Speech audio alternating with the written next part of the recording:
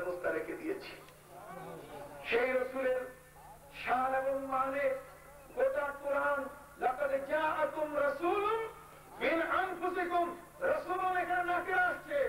রাসূল শব্দের আগে এখানে আলিফ লাম আসে নাই, লাকাদ জাআকুমুর রাসূল এই কথা বলা হয় নাই। আলিফ লামকে তোমরা চেনসি বলবে, আহাদি বলবে, আদে খারিজি বলবে, কোনটা বলতে চাও? আলিফ লামের উপর ভিত্তি করে আরবি ডিকশনারি, আরবি বিধানের নিয়ম হচ্ছে যে নির্দিষ্ট কোন ব্যক্তিকে বুঝানো। অথচ কোরআন বলছে লাকাদ জাআকুম রাসূল, এই রাসূলের তানবিন নাকিরার জন্য এসেছে। এখন নাকিরা মানে অনির্দিষ্ট বলতে গেলে কি এখানে মুসা নবীকে বোঝানো হয়েছে? জোরে বলেন। অনির্দিষ্ট বলতে গেলে এখানে কি ঈসা নবীকে বোঝানো হয়েছে? কাকে বোঝানো হয়েছে? মুহাম্মদ রাসূলুল্লাহ সাল্লাল্লাহু আলাইহি ওয়াসাল্লামকে বোঝানো হয়েছে। অতএব তোমরা বলো ইয়া নবী সালামু আলাইকা, এটা বলা যাবে না, যেহেতু কাকে ডাকছি সেই নবী কে। হরফে নিদা, এখানে সম্বোধন সূচক যে শব্দটি অক্ষরটি ব্যবহৃত হয়েছে তার দ্বারা যাকে উদ্দেশ্য করে বলা হচ্ছে তিনি তো অনির্দিষ্ট। বলতে চাই, কিছু মাথায় যদি তোমাদের মগজ থাকে, যদি কিছু বুদ্ধি থাকে, তোমরা এখানে আলাইকা একটা শব্দ কি কানে শুনো না? আলাইকা এখানে কাপ খেতাব সম্বোধন করে ডাইরেক্ট স্টেজে বলা হচ্ছে হে নবী আপনার প্রতি সালাম। এখন আপনার, তোমরা বলতে চাও যে বাংলার জমিনে থাকার পরে ওই রসুল মদিনা মুনাওয়ারায় ৪৫০০ মাইল দূরে রসুল অবস্থান করছেন, এখান থেকে রসুলকে কি কা আপনি বলে তাকে কি সম্বোধন করা যায়? যদি না যায় তাহলে তাশাহুদের মধ্যে আসসালামু আলাইকা ইয়া আইয়ুহান নবিয়্যু, এখানে আসসালামু আলাইকা হে নবী আপনাকে, হে নবী আপনাকে। নামাজের মধ্যে যদি কা বলা যায়, আপনাকে বলা যায়, তাহলে নামাজের বাইরে কা বলা যায় না? সবাই বলেন যায় কিনা?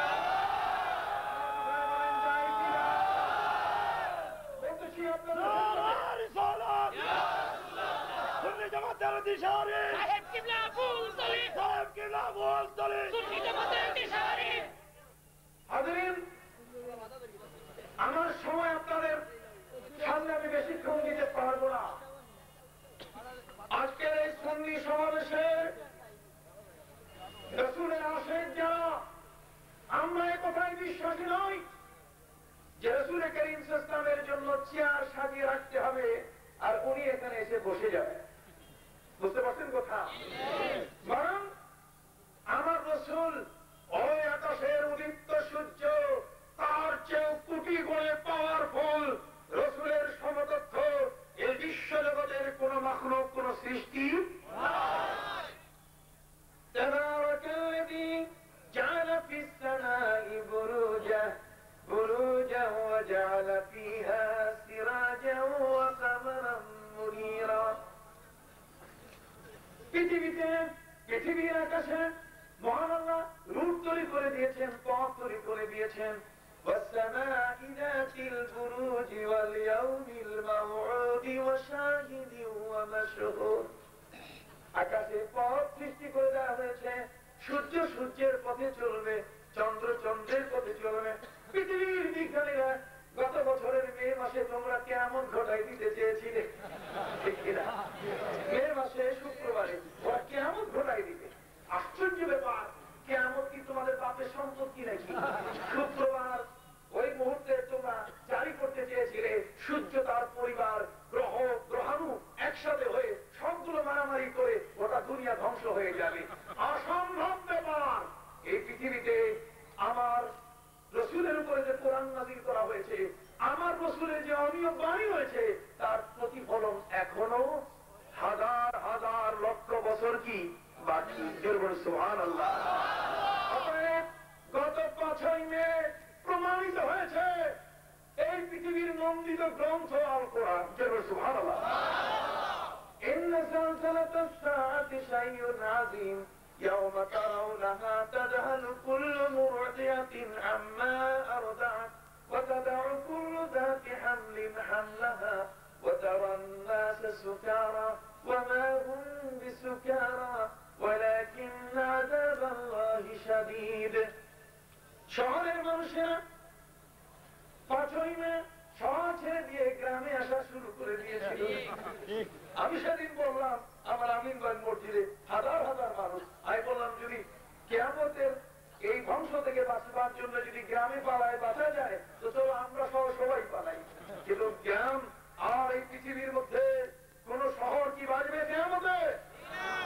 বাঁচবে নাকি?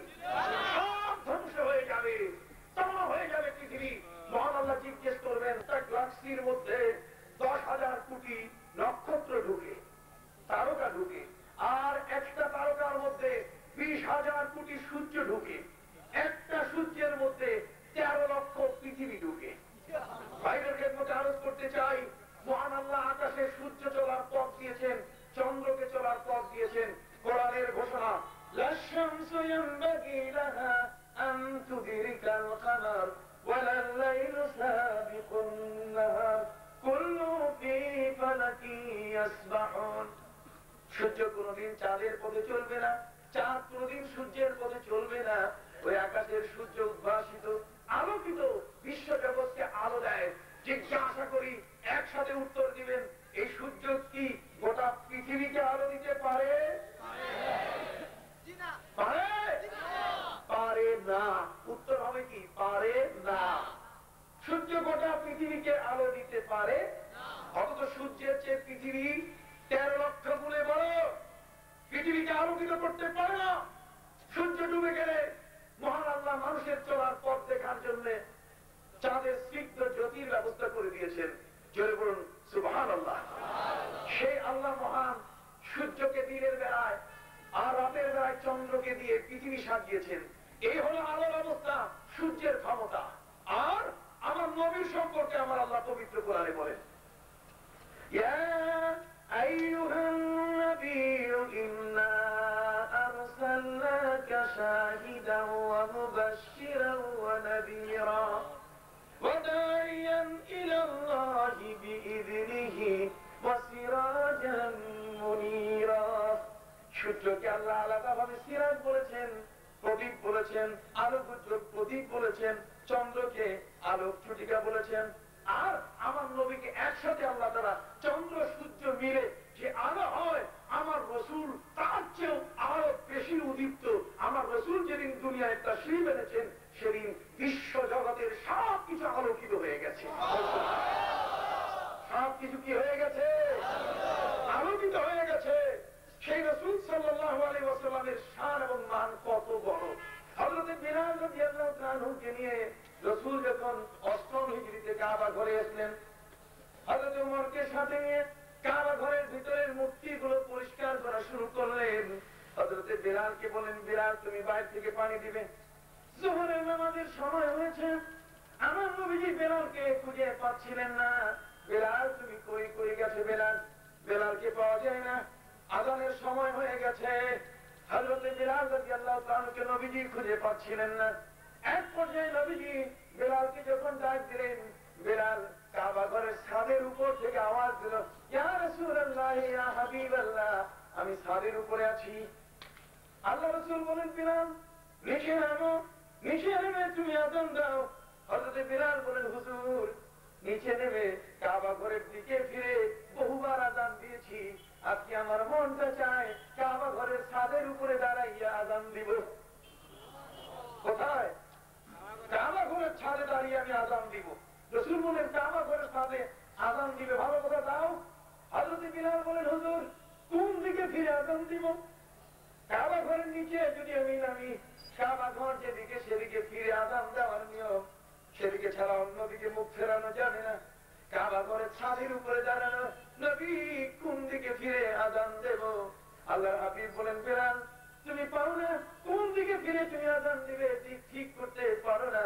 নবীজি বলেছিলেন, বিলাল রে মদিনার দিকে ফিরে তুমি আযান দাও।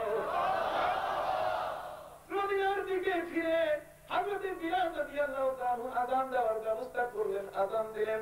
ভাইদের খেদমতে বলতে চাই যে নবী কাবার কাবা, শরফুল মাকিন শরফুল মাকান, শরফুল মাকান শরফুল মাকিন। স্থানের কারণে অধিবাসীর মর্যাদা বেড়ে যায়। কাবা ঘর যদি মক্কা মুআজ্জামায় না থাকতো, মক্কাবাসীর এত দাম হতো না।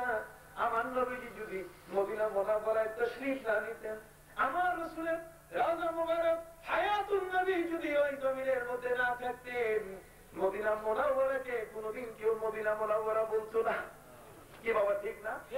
সেই নবীর কারণে মসজিদে নববী তৈরি হলো। যে নবী মসজিদে নববীর প্রতিষ্ঠাতা, সেই নবীর চেয়ে মসজিদে নববীর মর্যাদা কি বেশি বেড়ে গেছে? কথা বলে না। ওরা বলে লা তাশুদ্দুর রিহাল ইল্লা ইলা সালাসাতি মাসাজিদ, তিনটা মসজিদ ছাড়া আর কোথাও যাওয়া যাবে না। কাবা ঘরের উদ্দেশ্যে সফর করা যাবে, মদিনা মুনাওয়ারায় মসজিদে নববীতে নামাজ পড়ার উদ্দেশ্যে সফর